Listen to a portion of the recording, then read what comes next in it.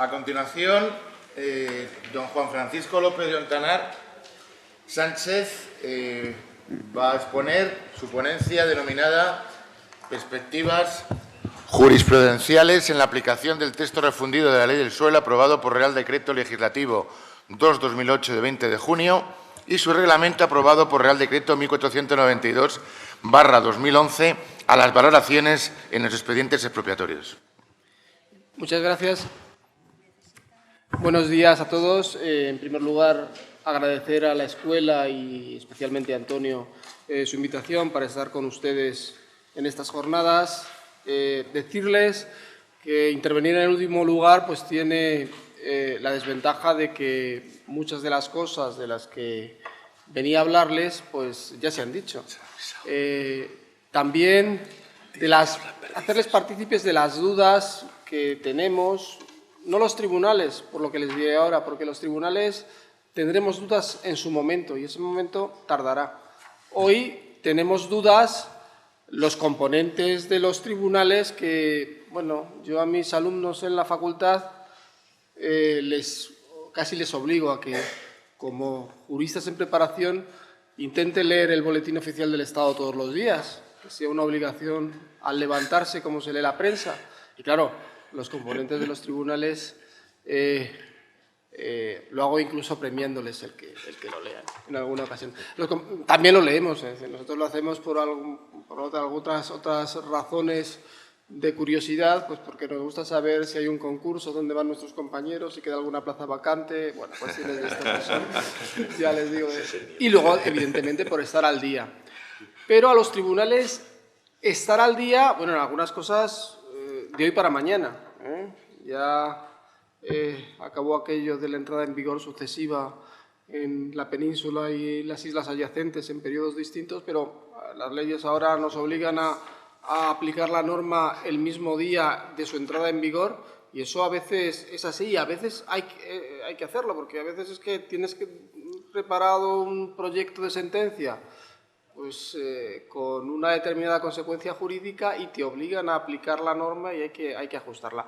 Pero les decía, las cuestiones que les planteo no son de los tribunales, sino que son de los que componemos los tribunales. Los tribunales son órganos colegiados, los juzgados son órganos unipersonales, pero cuando ejercitan la potestad jurisdiccional es cuando dictan sentencian. Mientras tanto, pues son opiniones de juristas prácticos, no de dogmáticos de la universidad, de juristas prácticos, pero todos bebemos de las mismas fuentes, ¿no? Intervengo en último lugar y esto no es ninguna sorpresa porque de verdad los tribunales pues intervenimos en el último lugar. En esta materia el Tribunal de Madrid no interviene en el último lugar porque es un tribunal de primera instancia. Hoy ya veremos cómo se desarrolla, pero la última reforma de agilización procesal que se publicó en el Boletín Oficial del Estado el día 11 de octubre pasado y que ha entrado en vigor el día 31 de octubre, ha elevado la cuantía del recurso de casación a la suma de 600.000 euros.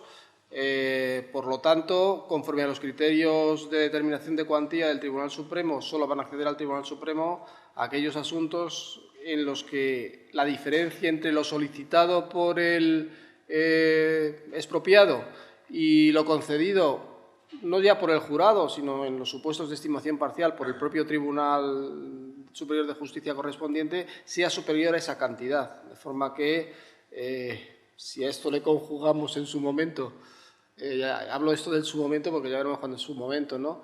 Las normas aplicativas veremos que al Tribunal Supremo, desde luego, suelos en situación de rural le van a llegar muy pocos. Suelos en situación de urbanizado, pues sí les llegarán, hay reclamaciones importantes. A nosotros nos asusta mucho las cantidades que en suelo urbano pues, se plantean ante los tribunales. Pues en este último año, a uno de nuestros clientes obligatorios, el Ayuntamiento de Madrid, pues tiene 3 o 4 condenas, algunos de más de 60 millones de euros. Y esto no es la única, es decir, que hay alguna condena de 14 millones de euros, de 15, hay varias de ellas. En suelo urbano los valores se disparan y, evidentemente, aunque las fincas sean medianas, pues son altas, es decir, que la repercusión es importante.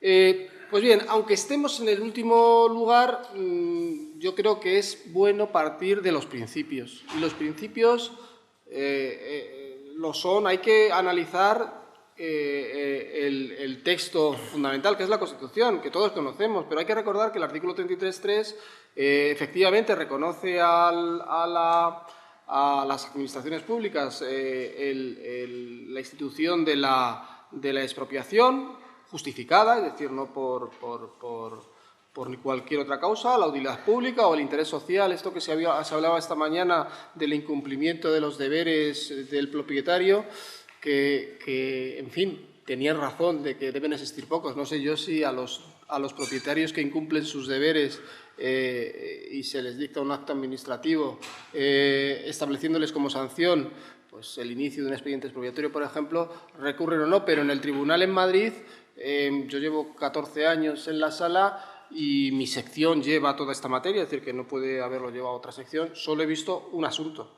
en 14 años no de expropiación, sino de declaración del incumplimiento del deber de conservación de un edificio que está, pues son ustedes curiosos, enfrente de la estación de Atocha, un edificio del Paseo de Infanta Isabel.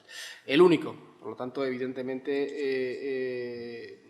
esa materia es residual. Sin embargo, por causa de utilidad pública, pues evidentemente son numerosos los pronunciamientos de los tribunales porque el volumen que existe en esta materia es alto. Les decía, lo que dice la Constitución es que la garantía de la expropiación por estas causas es la indemnización de conformidad con lo dispuesto en las leyes. Es decir, que la indemnización es la garantía de la propiedad de la que ha sido privado su titular, esto lo han dicho, pero hay que reconocerlo que en ese sentido indemnizar supone dejar indemne, es decir, que el patrimonio no tenga daño, es decir, que se le permita al expropiado que pues cuando resulta que ha habido una actuación expropiatoria que afecta a su propiedad, pues pueda conseguir otro elemento, otra finca, otro bien de las similares características y que lo pueda adquirir en el mercado. Esta jurisprudencia es una jurisprudencia constante pues del Tribunal Supremo, del Tribunal Constitucional. En la ponencia les relato algunas sentencias, que son las que, bueno, nosotros en los tribunales... aunque ahora se nos exige que hablemos con un lenguaje no jurídico, que pues es difícil entender cómo un jurista puede hablar con un lenguaje no jurídico, pero en fin, y además que a los tribunales no acudan los ciudadanos desprovistos de ningún auxilio, sino que vienen los profesionales que representan a los ciudadanos. Pero en fin, hay un interés en el Ministerio de Justicia de que empecemos a hablar en una jerga que no es la nuestra. Pero en fin, de todas formas, las sentencias sí tienen un elemento, digamos, educativo, ¿no? Y normalmente hay pronunciamientos que son de naturaleza doctrinal, que, bueno, en el mundo jurídico a veces se discute si se ponen o no se ponen, pues porque además esto antes se utilizaba menos, pues porque había necesidades en los juzgados y los juzgados tenían un foco personal y entonces redactar una sentencia cuando la utilizábamos con una máquina de escribir pues había que copiarla y eso costaba trabajo y ahora con el tema de los ordenadores y el cortar y pegar pues tiene sus ventajas y sus inconvenientes y una de las ventajas es que se corta y pega mucho, ¿no? ¿Esto es bueno, es malo? Bueno, al abogado que está todos los días trabajando, evidentemente es malo, porque lo que busca es el pronunciamiento del qué y de lo mío, ¿no? Que es lo que me interesa. El resto de las cosas ya me las sé. Para el ciudadano que viene o que lee su sentencia, yo creo que sí es interesante, ¿no? Entonces, pues hay una jurisprudencia que nosotros siempre repetimos, que es esta, la funcionalidad del justiprecio. Y la funcionalidad del justiprecio es esta garantía de indemnidad, ¿no? Lo dice, ya le digo, hay sentencias, pues aquí les cito mucho. Una garantía de indemnidad que fije el precio justo, se denomina justiprecio, a la resolución del jurado. Bueno, tenemos aquí un componente poético antiguo, ¿no? Antonio Machado de Ya decía que solo el necio confunde el valor con precio y la verdad es que el precio de verdad es un arcano, eso no lo sabe nadie. No lo sabe nadie porque tiene un componente subjetivo muy alto. El justiprecio se forma en el mercado por la concurrencia de la oferta y la demanda. Y la oferta, pues, bueno, si son sociedades profesionales, si son elementos, digamos, estandarizados, donde lo que se busca es el máximo beneficio, pues a veces es fácil, pero en ventas, en compraventas de bienes inmuebles singularizados, también hay un componente sentimental y resulta que el suelo en situación de rural, pues recibido de padres a hijos, donde que forma el solar familiar de una familia de raigambre, pues a veces el desprenderse de ello supone un coste también sentimental. Es decir, que saber cómo se llega al verdadero precio, pues es complicado. Pero, ya les decía, esto tiene importancia porque la determinación de esta garantía de indemnidad es la que justifica todas las actuaciones de los tribunales. Los tribunales lo que buscamos es, efectivamente, dar valor a este derecho del artículo 33.3 de la Constitución, ¿no? Desde esta perspectiva, les decía a ustedes antes que aunque se habla de perspectivas, también hay que hacer un análisis prospectivo.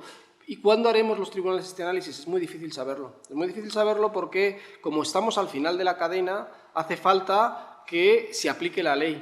Que se aplique la ley, que se agote la aplicación de la ley. Es decir, que hará falta, y estamos en momentos donde el esfuerzo inversor en nuevos proyectos de las administraciones públicas es muy residual, de forma que va a tardarse mucho más tiempo. Quiero decirles con ello que hace falta que se inicien proyectos expropiatorios después de la entrada en vigor de la ley. Y cuando se inicien esos proyectos expropiatorios habrá que iniciarse piezas de valoración y después de la iniciación de piezas de valoración que el jurado se pronuncie y cuando el jurado se pronuncie se llegará a los tribunales y nosotros tramitaremos el asunto y pondremos la sentencia y luego recurrirán en casación al Tribunal Supremo y el Tribunal Supremo dictará la sentencia. En la situación actual, yo les digo lo que ocurre en Madrid. En Madrid, en la actualidad, conocemos de la expropiación 2 secciones de las 10 que existen en el tribunal. Una que era la tradicional, la que ha conocido estos asuntos desde 1998 hasta el año 2006 en exclusiva, que es la sección cuarta. Antes conocía de esta materia, no había mucho trabajo entonces en esta materia. Antes de esa época, la sección primera. El impulso inversor de las administraciones públicas, fundamentalmente, hay que reconocerlo, la construcción del AVE y la construcción de las radiales dio lugar a que la sección cuarta se desbordara con nuestros limitados medios y recursos, que son de verdad muy escasos. Hicimos lo que pudimos y lo que pudimos es que se constituyó un grupo de apoyo, una sección BIS para ayudar a esa sección cuarta y además la sección segunda, que yo presido, pues asumió la competencia de la tramitación de aquellos recursos que provenían de actos del jurado territorial, de forma que entre el año 2005 y el año 2009 hemos sido 2 secciones las que hemos tratado estos temas, en la medida de lo posible nos hemos ido coordinando, una que conocía de los asuntos del Jurado Provincial de Madrid, la sección cuarta, otra que conocía de los asuntos del Jurado Territorial, la sección segunda, en fin, se desprendió la sección cuarta de estos asuntos porque son más difíciles los de la sección segunda que los de la sección cuarta, claro, que reparte. ¿Por qué? Lo van a ustedes a entender, porque los de la sección cuarta del Jurado Provincial eran actuaciones de la Administración del Estado donde, eran los grandes proyectos, las radiales, y ahí se trataba de aplicar los métodos de valoración del suelo rural, en algunos casos los del suelo urbanizable, por lo que ahora les diré, la aplicación de los sistemas generales, en grandes proyectos, es decir, de 500, 1000 fincas, y claro, eso supone que una vez que se analizan los problemas de 4 o 5 fincas es ir reproduciendo los criterios a las singularidades de las fincas, si hay una expropiación parcial, así se expropia un pozo o los derechos de caza, estas cosas es más sencillo que si se trata de valorar suelo urbanizado, donde de común existen construcciones, donde existen empresas, donde existen arrendamientos, en fin. Ahí hemos estado la sección segunda estos años trabajando y seguimos trabajando. Bueno, pues tanto nosotros vamos un poquito más adelantados en la resolución, pero estamos resolviendo en este momento los asuntos que ingresaron en el tribunal en el año 2008. Y después les queda el paso al Tribunal Supremo. Entonces, fíjense ustedes cómo, el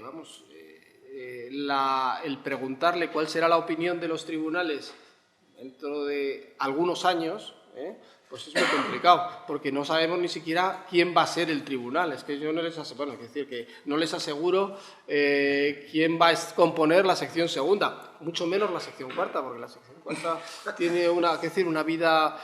Hay magistrados más mayores que se van a jubilar seguro antes de aplicar la ley. De hecho, algunos de ellos que tampoco, bueno, le quedan todavía 6 o 7 años, pero y aquí es una persona que ha trabajado en esta materia casi toda la vida. Ha dicho, a mí la ley del 2007 no me pilla, o sea que él no, creo que no le aplicará la ley. Cuando llegue ese momento, la cuestión, que es la que se ha planteado aquí, los tribunales hacemos muchas cosas.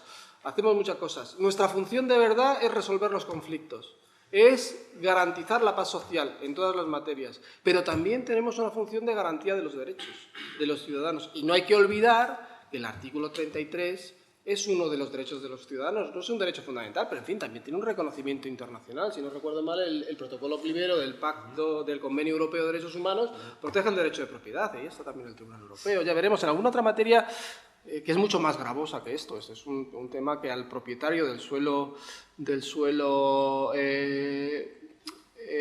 urbanizable, sectorizado, yo utilizo la jerga de la Ley de Madrid, de la Ley del 2001, pues hombre, evidentemente le tiene que preocupar mucho, porque las expectativas valen, y se venden en el mercado, y se pueden vender separadamente incluso de la finca, porque se pueden hacer opciones de compra. O sea, que eso está claro que se puede singularizar. No sé si en algún momento se podrán titularizar o no se podrán titularizar, pero singularizar sí se puede singularizar. En otros lugares del territorio nacional, en otras materias, bueno, la cosa es mucho más grave.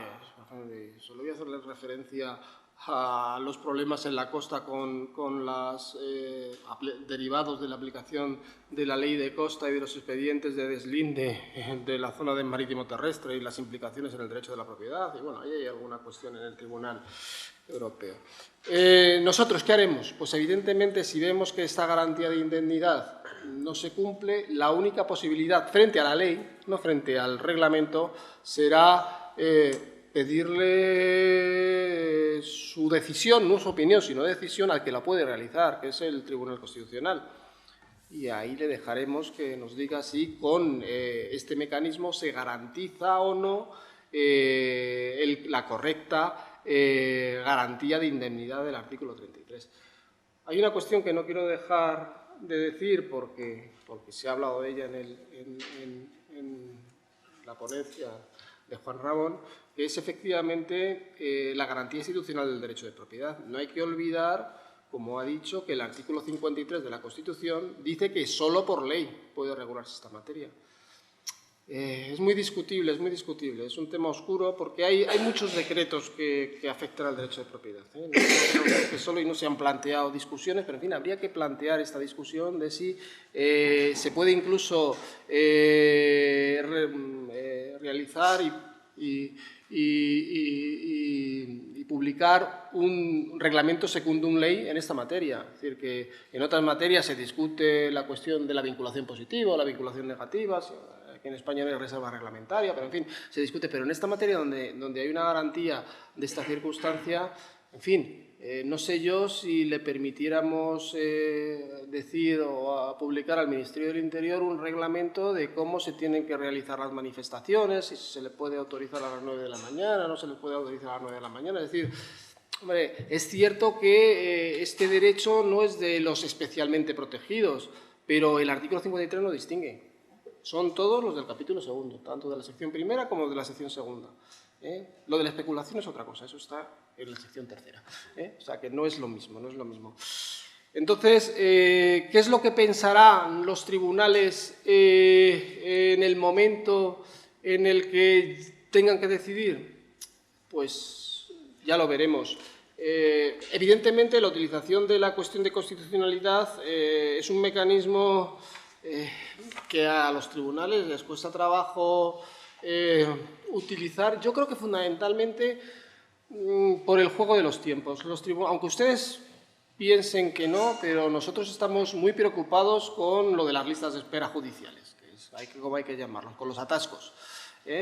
Estamos preocupados. Entonces, una cuestión de constitucionalidad en asuntos donde la espera no produce muchísimos perjuicios, pues hombre, esas las planteamos sin ningún problema, o sea, sin ninguna duda. Es decir, nosotros las dos últimas que hemos planteado son en cuestiones absolutamente ajenas. Una es en cuestión de la formación de los grupos mixtos de los ayuntamientos y otra en materia sancionadora de los taxistas. Pues bueno, si a un taxista no se le sanciona y el Tribunal Constitucional tarda 5 o 6 años, pues bueno, no pasa nada. Bueno, creemos que no pasa nada, a lo mejor sí pasa, pero en fin, eso es nuestro... Pero en esta materia, la sección cuarta, por ejemplo, paralizó toda la resolución de los asuntos del Jurado Territorial de Expropiación porque discutió ante el Tribunal Constitucional la propia legitimidad del Jurado Territorial y estuvieron paralizados, de ahí deviene que todavía tengan asuntos pendientes, pues casi 4 o 5 años. De forma que si nosotros tuviéramos la convicción de que el Tribunal Constitucional también no iba a añadir el tiempo de retardo que ya les he dicho antes, pues uno indefinido, porque además en los tribunales yo creo que es ciertamente, bueno, es más previsible cuándo vamos a resolver un asunto que el Tribunal Constitucional, porque nosotros resolvemos por orden. O sea, yo les digo, estamos resolviendo los asuntos del año 2008 y si alguien quiere hacer una visita al tribunal, pues yo le bajo a los sótanos del tribunal. Nosotros no tenemos otra cosa más que los archivos, pero están ordenados los asuntos por orden de entrada estricto y nosotros los vamos señalando uno tras otro y le diré, este se señala aquí y si yo les digo, pues si nosotros al mes señalamos 60 asuntos de expropiación, pues contando los 60 asuntos más o menos les digo cuándo se va a señalar. Y eso el Tribunal Constitucional no se sabe cuándo se va a resolver. Es decir, pues una de las últimas asuntos de cuestiones, se están resolviendo cuestiones que parecen que están en el cajón durante 12 años. Y dices, bueno, es que claro, en 12 años hay muchas resoluciones del Tribunal Constitucional que resuelven por carencia de objeto. Es un buen mecanismo, ¿no? El guardar la cosa en el cajón hasta que evidentemente desaparezca el interés. Por eso, claro, paralizar 400, 500 asuntos que afectan a los ciudadanos sin darles una respuesta a los ciudadanos y a las administraciones públicas, porque claro, cuando nosotros resolvemos al final, decimos, sí, justiprecio que será el que sea, más intereses desde que se produjo la ocupación, desde los 6 meses siguientes a la declaración de urgencia, es decir, desde hace 10 años. Y desde hace 10 años supone que es el doble de lo que hemos dicho, ¿no? Es lo que hemos dicho. Y si se mantiene más, es decir, que eso tiene también consecuencias para las administraciones públicas, ¿no? Entonces, ¿qué es lo que va a ocurrir? Pues lo que ocurrirá es que si se ve que la aplicación de la ley, no ya del reglamento como les decía, es tan desviada, pues que tendríamos que plantear la cuestión de constitucionalidad. En relación con el reglamento, hay que tener en cuenta, todavía se está en plazo, que no se sabe, yo no sé, no lo conozco, si se ha interpuesto ya o se va a interponer algún recurso directo contra el reglamento. Hay alguna perspectiva, es que todavía no ha acabado y como además hay un viejo principio entre los juristas, que es que los plazos están para cumplirse el último día, pues lo más razonable es que no se haya presentado, ¿no? Porque pues no han transcurrido 2 meses desde que se publicó. Entonces, si se presentara un recurso directo, sí cabría la posibilidad de que el Tribunal Supremo se planteara estas cuestiones y adelantara la decisión, ¿no? Si no, la aplicación de la ley puede hacerse, la ley de 2007, ni siquiera el reglamento puede hacerse, pero por vías residuales. Nosotros en el tribunal todavía no, pero seguramente podremos aplicar en un supuesto, que explicaba esta mañana, que es en un supuesto de una imposibilidad, en una ejecución de una sentencia nuestra, en un supuesto de una imposibilidad de ejecución de una reversión, donde por las circunstancias, el bien a revertir está incorporado a un PERI y ya se está ejecutando el PERI, por lo tanto no se puede revertir, y ahí para establecer la indemnización pues hay que establecer la valoración en la diferencia entre el valor actualizado del momento en que se pide la reversión al la diferencia del valor que tiene en el momento en que se declara la imposibilidad de ejecución. Como la imposibilidad se ha declarado después de la entrada en vigor de la ley del 2007, pues podremos utilizar esos criterios. Es suelo urbano o urbanizado en la jerga de la ley, con algún problema, porque se ha pasado por alto. Yo no sé si ustedes se lo han planteado en el PERI, si la ley es de aplicación pacífica o también mantiene estos criterios de mayor beneficio para la Administración.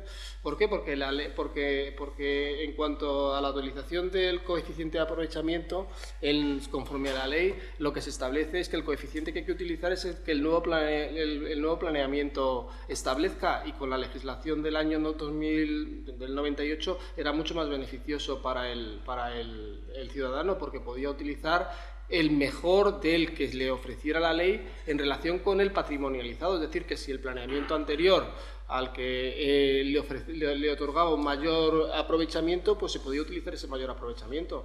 Entonces, también tenemos ese problema que tenemos que solucionar, pero en fin, quiero decir que sí es verdad que la Administración pues ha ido intentando barrer para casa, ¿no? ¿Qué es lo que va a hacer el Tribunal Supremo? Bueno, yo como no pertenezco a este tribunal, no sé qué es lo que va a hacer. Pero, ¿qué es lo que piensa el Tribunal Supremo? Pues aquí yo les ponía... Yo creo que las preocupaciones por la especulación en los supuestos de los suelos urbanizables delimitados con todos los instrumentos de planeamiento y donde ya se fijan las condiciones de desarrollo del sector, yo no sé si esa es la preocupación del legislador, no lo sé.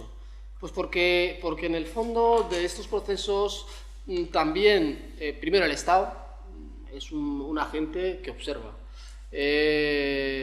Bueno, tiene sus intereses, pero que no están en el Ministerio de Fomento, pueden estar en el Ministerio de Economía, en otros lugares. Pero ya les digo, observa. Los que actúan de verdad son otras administraciones públicas, que son las comunidades autónomas y los ayuntamientos. Y los ayuntamientos, que además participan de este proceso sin ningún riesgo, porque no ponen ningún elemento de capital fijo, no ponen suelo tampoco, pero se benefician de ello, ¿no? Entonces, lo que quiero decirles con esto es que los ayuntamientos, que haya procesos especulativos de burbuja, pues ahora no les interesa, pero les ha interesado, eso está claro. Es decir, que es un mecanismo de financiación de los ayuntamientos que se prolonga en el tiempo y que bueno, todavía nosotros... Otra de las razones otra de las cuestiones que llevamos pues es todo el régimen jurídico local. Entre ellas intervenimos en materia de los presupuestos de los ayuntamientos, y una de las cuestiones candentes en la actualidad es la utilización del patrimonio municipal del suelo para finalidades distintas a las previstas en la ley. O sea que fíjense si se siguen financiando y se siguen queriendo utilizar estos recursos que están derivados del proceso de urbanización a gasto corriente, es decir, que no les diría yo las partidas con las que se pretenden financiar con eso. Es decir, que claro que participan. Hay otro elemento que yo creo que todos somos conocedores, que yo creo que sí es la espoleta, que es el tema de la valoración como suelo urbanizable de los sistemas generales, ¿no? Que ha provocado pues la valoración pues yo creo que las sentencias paradigmáticas son las del aeropuerto de Barajas, las únicas que ahora dan trabajo, número por lo menos, a la sección cuarta, porque ya les digo, asuntos nuevos están entrando pocos, pero en el aeropuerto de Badajoz se ha pedido la retasación y están con las... Claro, pedir la retasación con la ley actual es un suicidio, porque el valor actual de retasación es menor. Menos mal que está la garantía de que no se puede dar menos de lo que se ofreció en la primera valoración, pero yo creo que objetivamente el valor actual es menor que el del año 2005 o 2004, que es cuando se hizo la valoración. Pero en fin, eso es el que tienen. Pero ya les digo, es el tema de los sistemas generales el que provoca, el que se diga, hombre, pues wow, ¿cómo se puede valorar como suelo urbanizable algo que es suelo evidentemente en situación de rústico y además que no tiene perspectivas próximas de urbanización? Bueno, el Tribunal Supremo lo hace por otras razones, lo hace por razones de justicia. De justicia, que es lo que supone un principio que está inmerso desde la ley del suelo del 56, que es la equidistribución de los beneficios y cargas en el proceso de urbanización. Y lo que se viene diciendo, o sea, la esencia de estas sentencias es decir, vamos a ver, si unos propietarios participan al desarrollo económico de la ciudad de todos, al final de todos los ciudadanos, tienen derecho a que se les compense esa actuación. Y esa compensación se tiene que hacer por todos los que se benefician, que si es por expropiación son todos los ciudadanos, es decir, a través de los impuestos. Esa es la razón de la cuestión de los sistemas generales. Y esta es la cuestión que se plantea ante los tribunales, es decir, que, por lo menos en Madrid, claro, yo no sé en otros sitios, pero en Madrid casi todos los litigios, bueno, en suelo urbano consolidado, la utilización, la aplicación o la vigencia no de las ponencias de valores. En suelo no urbanizable, sí, determinada actuación, urbanística o no, es un sistema general o no. Carreteras, ferrocarriles y otras cosas, como vertederos, campos de pozos, para plantas de lodos. Bueno, hay uno de los requisitos que decía el Tribunal Supremo que se incluyera en la malla urbana. Claro, pretender que una planta para el tratamiento de los lodos de las depuradoras se puede incluir en la malla urbana es una cosa. Es decir, que también es verdad que hay un elemento expansivo en la utilización de esta doctrina. ¿Por qué? Es muy sencillo, la cuestión es muy sencilla. Voy a explicar. Suelo en situación de rural o no urbanizable, valor entre si es de labor secano 2,50 euros, si es suelo de regadío 5 o 6 euros, ahí estamos. Valor del suelo urbanizable, en el peor de los casos 35 o 40 euros, en el mejor de los casos 150, 200, con los elementos que utilizamos los tribunales que son restrictivos, porque nosotros tampoco es que, yo creo que tampoco es que seamos el organismo nacional de loterías, sino no tampoco somos ni la beneficencia, somos, digamos, creemos que somos razonables, que estamos digamos, en la garantía del ciudadano, nada más. No sé lo que se piensan. Pues les decía a ustedes, yo creo que la primera actuación legislativa que intentó atacar esta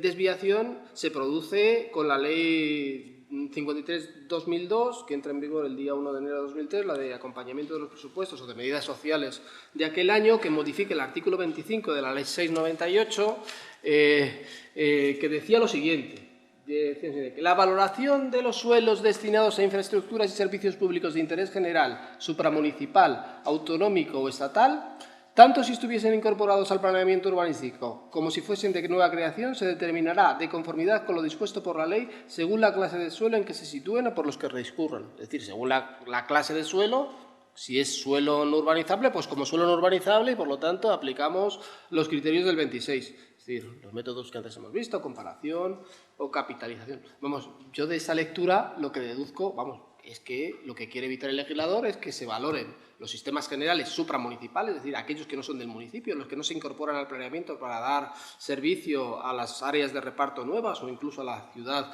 ya consolidada, con estos criterios. ¿Cómo el desarrollo de la aplicación de esta norma en los tribunales, cómo ha sido? Pues en una primera fase, la pretensión, digamos, de las administraciones se empezaron a valorar conforme a las disposiciones transitorias de la ley del 90, era que, bueno, pues decía la norma que si no se había llegado a la determinación final del justiprecio, pues se aplicaba ya la norma y, por lo tanto, cuando había justiprecio pendiente se le intentaba aplicar la norma. Y claro, ¿qué ocurría? Que los jurados territoriales y los provinciales siempre, bueno, muy frecuentemente, dictan estas resoluciones fuera del plazo. Entonces, lo que se debería decir también es que si ha incumplido el plazo, pues no se puede beneficiar de su propia ilicitud, porque la ley de procedimiento administrativo dice que hay que resolver y hay que resolver en plazo y, por lo tanto, aplicamos la normativa anterior. Pero incluso en una etapa posterior, el Tribunal Supremo dijo, no. Lo que hay que aplicar aquí no es las disposiciones transitorias de esta ley, sino las disposiciones transitorias de la ley del 98. Y la ley del 98 establece que el momento para la aplicación es el del inicio del expediente expropiatorio, no de la pieza de valoración. Y por lo tanto, ahí tenemos un colchón de años que nos permitía aplicar la legislación anterior.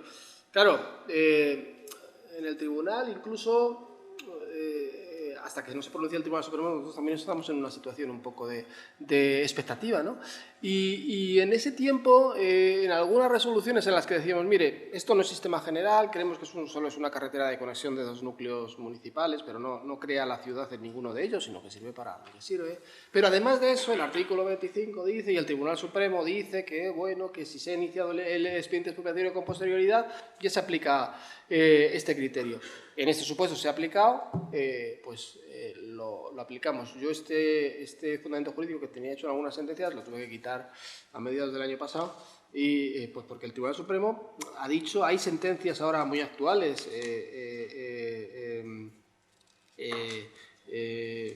que se están dictando en la actualidad. Ya les cito aquí algunas en la ponencia referidas al aeropuerto de Burgos, donde parece ser que además ha intervenido también como perito alguno de los componentes de la mesa. Son les he citado las primeras, que son de julio del 2011, se fueron antes del verano el Tribunal Supremo dictando esas sentencias en varios recursos del 2009, y siguen dictándolas. Si ustedes entran en la base de datos o en el CEN2 con nuestra base de datos, verán como a finales de noviembre, que son las que se están introduciendo ahora en la base de datos, siguen dictando en esta materia. Pues aquí el Tribunal Supremo sigue utilizando la valoración a través de los sistemas generales. La Sala de Burgos había entendido que no era un sistema general, y el Tribunal Supremo dice lo contrario, y dice algo que a mí me es sorprendente.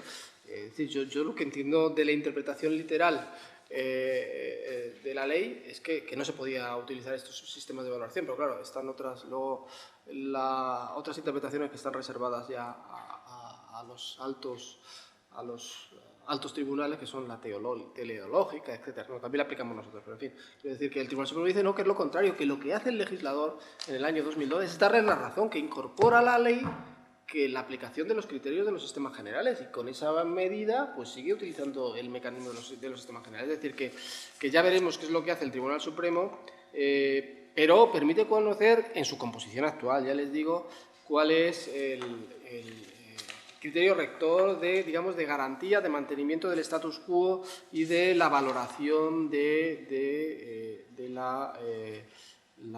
esta circunstancia, ¿no?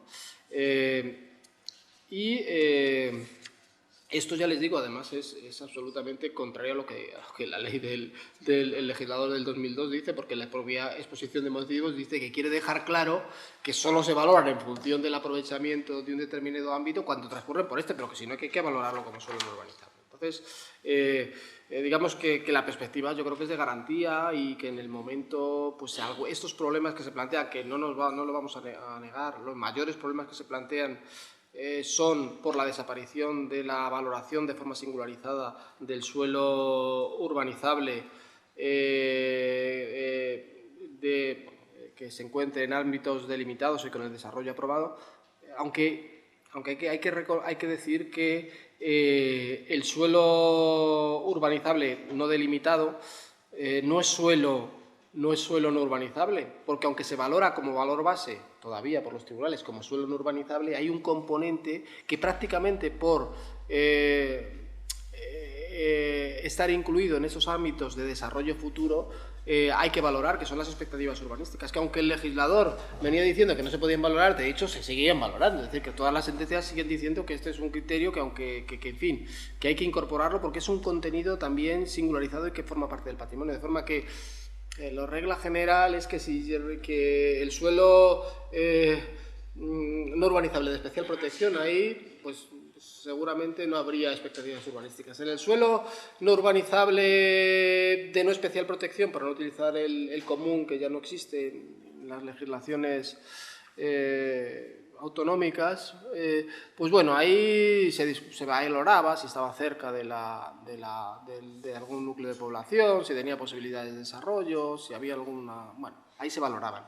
Pero en el suelo urbanizable, no sectorizado, no delimitado, ahí los pronunciamientos son pues de que alguna expectativa urbanística había, y eso servía para corregir lo que, digamos, del elemento básico del que parten los tribunales, que es cuánto vale el suelo, cuánto se le ha dado y cuánto creemos y que si eso pues, responde a la realidad o no. Es decir, que si resulta que vemos que hay un suelo que se le valora a 0,90 euros y pensamos que, claro, que esto no está fuera de toda lógica, no ya del mercado, sino de la lógica, pues hay algún elemento corrector y se utilizaban esos resquicios legales, ¿no? Y por eso algo tiene. En el suelo rural, efectivamente, cuando se utiliza el método de comparación existen muchos problemas porque la selección de testigos, que es otro problema del que quiero hablar, que ha quedado aquí un poco oscuro y que con eso quiero terminar luego, en relación con la utilización de los métodos residuales, también hay problemas en cuanto a los testigos, muchos problemas en cuanto a la utilización de los testigos. Aquí también, de forma que la utilización del método de capitalización de rectas pues nunca nos había planteado si el dictamen pericial era adecuado, nosotros lo acogíamos absolutamente con todas las garantías. Entonces, quizá el encorsetamiento puede tener problemas, es decir, que a lo mejor el encorsetamiento da más problemas que beneficios y no dejar a la libertad estimativa y al propio discurrir de lo que es el proceso. En la actualidad, con el desarrollo tecnológico y científico-técnico que tenemos, pues es verdad que una de las pruebas, bueno, ya desaparecidos, digamos, de nuestro mundo jurídico, la posibilidad de valoración con garantías de la prueba testifical, que, en fin, es difícil que en un sistema como el nuestro a los testigos se le valore. Es como en otra materia, con la Ley de Economía Sostenible y la Ley Omnibus, esto plantearse lo de las declaraciones responsables. Pues cuando yo voy a hablar de las declaraciones responsables, digo, claro, es que esto, para un país como el nuestro, que es un país católico y no protestante, como el de nuestros compañeros de viaje del norte de Europa, y donde aquí, pues en fin, si cometemos un pecado, pues ya lo confesaremos y que después de la penitencia estamos libres de culpa.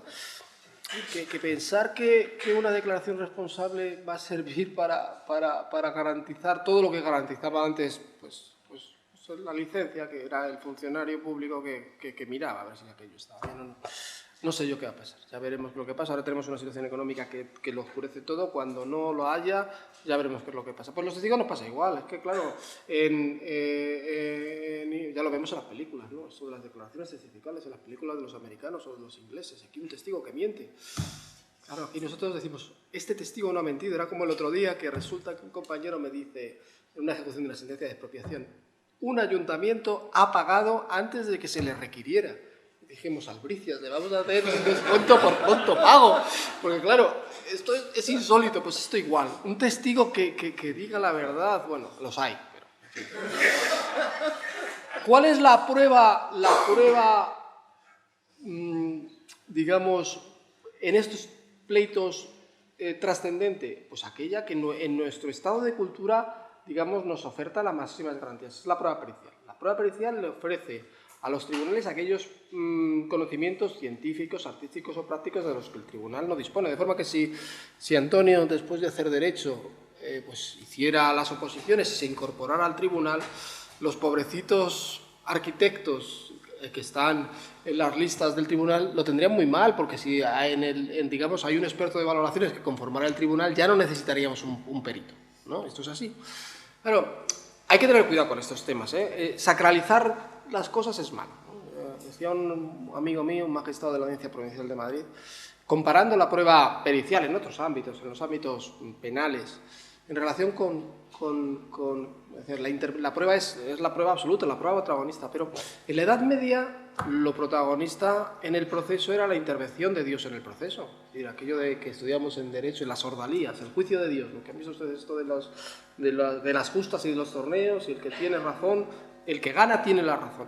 Claro, en una sociedad como la medieval, que vivía en ese mundo donde lo importante era la presencia de Dios, ¿cómo se iba a plantear que no iba a intervenir Dios en el proceso? Pues no se lo podían plantear. Nosotros tenemos que plantearnos si las pruebas periciales ofrecen toda la garantía. Los tribunales, la regla que nos dan a los tribunales para valorar la prueba pericial es que la valoremos conforme a las reglas de la sana crítica, es decir, que seamos razonables, que valoremos. Es difícil valorar algo si no se tienen conocimientos. Los conocimientos que nosotros tenemos en relación con lo que nos ofrecen los peritos lo actualizamos por el método de comparación.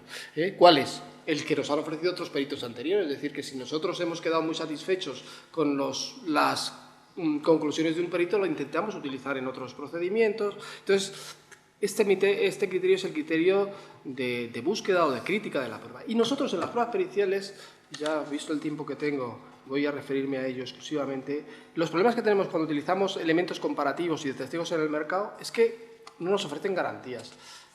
Paso al último tema, que es el tema de la utilización del método residual, dejando constancia que, en primer lugar, por lo menos a mí, me cabe mucha duda de si la valoración del suelo urbanizable como suelo en situación de rural siempre se ajusta al criterio indemnizatorio del artículo 33. Y también me cabe mucha duda, pues esos elementos singularizados que, en fin, a mí sí me cabe duda de que no exista nada de suelo urbanizable, urbano no consolidado en territorio nacional, que parece que es lo que se decía. Yo creo que sí hay. Es verdad que en algunos supuestos se puede clasificar como suelo urbanizable, suelo urbano no consolidado, suelo que debería ser urbanizable, pero también es verdad que hay supuestos donde se integran dentro de la malla urbana, es decir, están rodeados por toda la ciudad fracciones de territorio que no tienen servicios urbanísticos. Y eso es suelo urbano no consolidado. Y eso suelo urbano no consolidado además no tiene posibilidades de explotación, es decir, que la utilización del método de capitalización ahí va a ser muy complicada. Al final va a resultar de peor condición el que tiene suelo urbano no consolidado el que tiene suelo no urbanizable, porque le van a valorar por 1/3 de la renta potencial, digamos, abstracta, elevado a 2 por el factor de localización, es decir, que le van a dar el 66% del valor ordinario del suelo del suelo rural. Eso a mí me parece que no es. Y también quiero dejar constancia, antes de la conclusión final, de la cuestión de las ponencias de valores. En la relación con los 3 métodos de valoración, el financiero, el de las ponencias y el supuesto método urbanístico, a nosotros en relación con el de las entidades financieras, a los tribunales nos importa menos, porque es una cuestión entre privados, a los tribunales de lo contencioso administrativo, quiero decir. Pero en relación con los otros dos no nos importa tanto, porque hay otro principio que todavía todavía no ha salido a la palestra, que es el principio de confianza legítima. Es decir, que la administración pública, la administración del Estado, es una sola persona jurídica, que no son varias, que no es Hacienda una cosa y el Ministerio de Fomento otra, no, es que son lo mismo, es la mano derecha y la mano izquierda. Y ante los ciudadanos se tienen que presentar como uno solo, y eso es confianza legítima. Y por lo tanto, yo creo que se defrauda la confianza legítima, como se ha explicado aquí muy bien, cuando queremos recaudar utilizamos un criterio, cuando tenemos que pagar utilizamos otro. Y cuando defendemos esto, miren, cuando un mismo tribunal, un mismo magistrado pone sentencias en materia de derecho tributario en relación con la utilización precisamente de las ponencias de valores, cuando se trata de determinar la base imponible en el impuesto de transmisiones patrimoniales, y le dice un letrado de la Comunidad de Madrid que, claro, ¿cómo vamos a utilizar eso?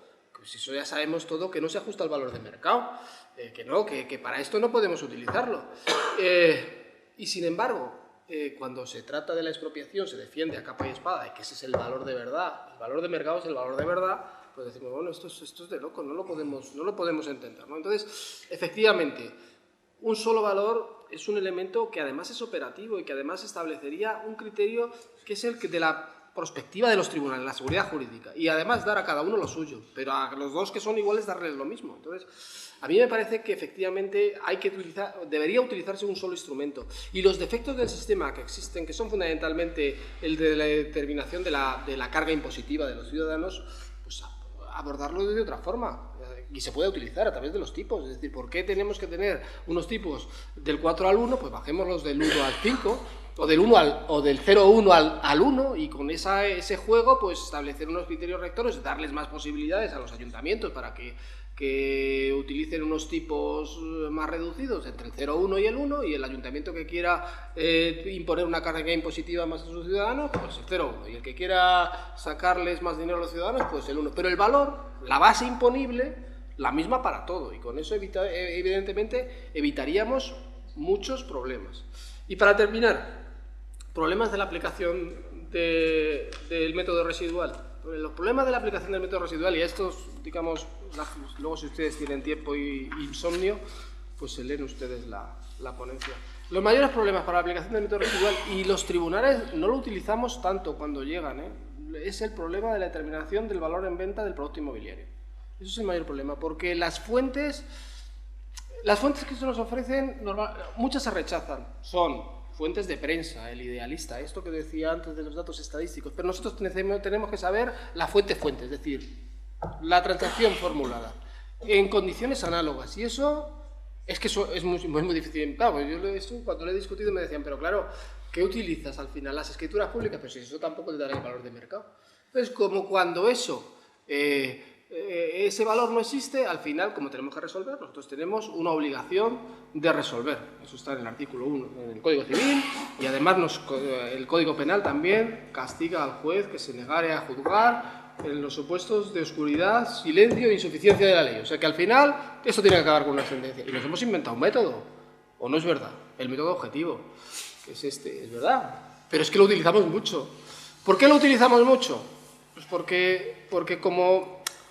Claro, el valor operativo, nosotros también creemos que una de nuestras funcionalidades es paz social, y desde luego no hay paz social si en un mismo proyecto expropiatorio a dos propietarios de fincas análogas le damos a uno A y a uno B. ¿Y por qué utilizamos este criterio? Pues la razón es porque cuando se utiliza el método residual y resulta que tenemos un perito de parte en el procedimiento, más el perito de la beneficiaria, que utiliza el método residual, más el jurado, que también lo utiliza, y luego un perito judicial, pues el valor al final es distinto. Decimos, bueno, si es un método analítico, ¿cómo puede ser al final que uno diga que vale 37 euros y otro diga que vale 255?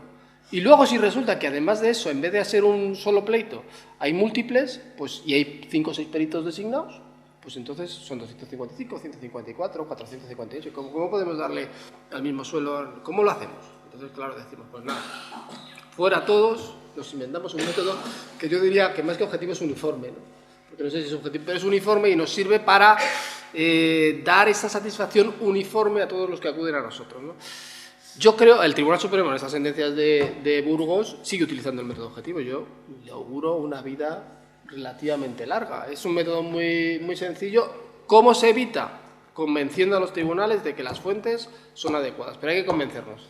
Y la cuestión es que en pocas ocasiones nos convencen. Esa es, yo creo, la razón. Porque luego en la cuestión de la operatividad del método, bueno, ahí también se puede discutir en relación con los criterios seguidos por el perito en el residual dinámico, con el resto de los criterios,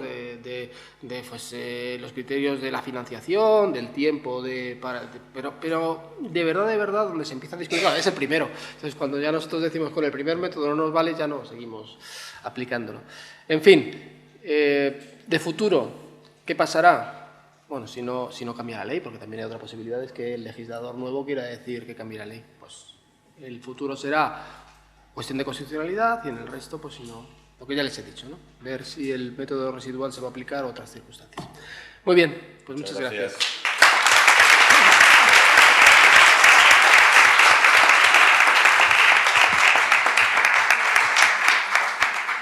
Bueno, no sabes lo que me alegro, Juan Francisco, porque acabas con el tema de la unicidad y estanqueidad. Esa era mi tesis doctoral. Y el tema impositivo que acabas de decir, luego estamos totalmente de acuerdo.